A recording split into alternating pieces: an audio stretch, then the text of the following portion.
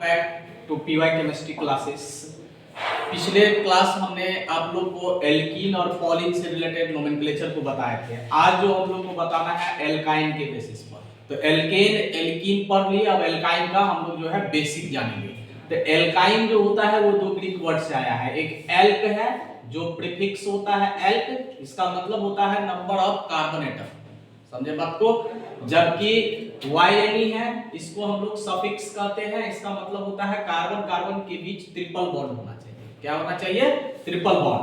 अब इसमें जो हम लोग देख रहे हैं कि इसका कोई फीचर्स होगा स्पेशल, जैसे एल्केन में, एल्कीन में, एल्काइन में स्पेशल फीचर्स दिए थे, तो उसी तरह से एल्काइन का स्पेशल फीचर्स होता है। पहली बात है कि एल्कीन और alkyne unsaturated hydrocarbon. Unsaturated hydrocarbon उसको कहते हैं जिसमें कार्बन कार्बन के बीच डबल बॉन्ड और ट्रिपल बॉन्ड, समझे बात को। तो डबल बॉन्ड और ट्रिपल बॉन्ड हो तो वो हो गया अनसैचुरेटेड, तो इसका मतलब इसमें ट्रिपल बॉन्ड है। दूसरी बात है कि यहां पर देख रहे हैं कि पाई बॉन्ड की संख्या 2 है, बाकी जो रेस्ट जो होगा, रेस्ट वो क्या है? Sigma bond. तो रेस्ट जो होगा वो सिग्मा बॉन्ड का निर्माण होता है। दूसरी बात, जो sp मतलब ट्रिपल बॉन्ड होता है वो sp हाइब्रिडाइजेशन होता है, क्योंकि सिंगल बॉन्ड में sp3 होता है, डबल बॉन्ड में sp2 होता है, जबकि सिंगल बॉन्ड ट्रिपल बॉन्ड में sp हाइब्रिडाइजेशन होता है।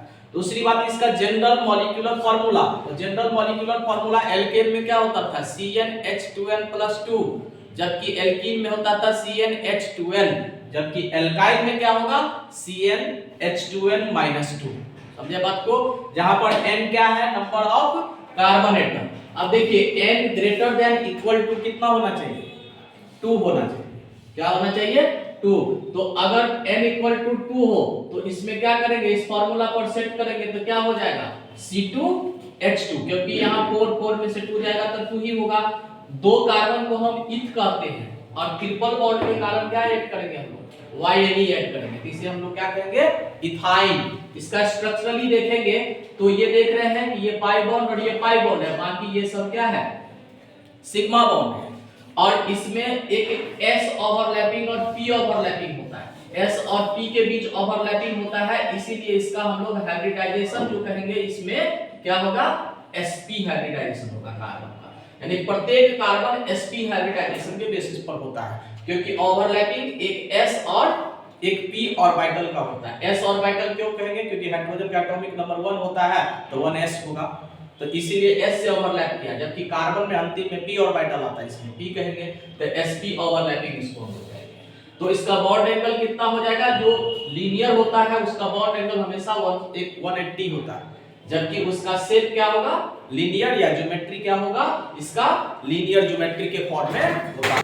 नेक्स्ट देखिए n इक्वल टू कितना हो जाएगा? यहाँ पर 3 हो जाएगा, तो इसका जनरल मॉलिक्यूलर फार्मूला के बेसिस पर क्या होगा? C3H, यहाँ 2 into 3 कर देंगे -2, तो क्या हो जाएगा? C3H4। तो इसमें टोटल कार्बन कितना है? 3 है, तो 3 को हम लोग क्या कहते हैं? Propene, propyne. प्रोप में YNE लगा देंगे, इसमें प्रोपाइन हो गया। ये हमेशा क्या है? कॉमन नेम के बेसिस पर है। जबकि इसमें देखिए इसका स्ट्रक्चर बनाएंगे तो कार्बन की संख्या कितना है? यहाँ पर 3 कार्बन की संख्या है। किसी 2 कार्बन के बीच में ट्रिपल बॉन्ड का यूज करेंगे, किसी 2 कार्बन के बीच में ट्रिपल बॉन्ड का यूज करेंगे, तो जब ये ट्रिपल बॉन्ड का यूज करेंगे तो इसका हाइड्रोजन क्या होगा? यहाँ पर 1 बॉन्ड है तो 3 हाइड्रोजन का यूज होगा। यहाँ पर कितना है? 4 बॉन्ड हो गया, जबकि यहाँ पर 3 बॉन्ड है तो 1 हाइड्रोजन का यूज होगा। तो टोटल हाइड्रोजन 3 और 1 4 हो गया। तो इसको शॉर्ट में कैसे लिखेंगे? CH3 C triple bond CH। इसी तरह से हम लोग क्या करेंगे? n इक्वल टू 4 यूज करेंगे तो क्या होगा? C4H6 हो जाएगा, क्योंकि यहाँ 8 में से क्या करेंगे? 2 हटा देंगे, तो इसको क्या कहेंगे? ब्यूट YNE, इसको हम लोग कहते हैं ब्यूटाइन। अब इसका स्ट्रक्चर इसको देखेंगे तो टोटल कार्बन की संख्या कितना है? 4 है, तो किसी यहां पर ट्रिपल बॉन्ड डालेंगे तो यहां पर क्या होगा? H H H, यहां पर कितना?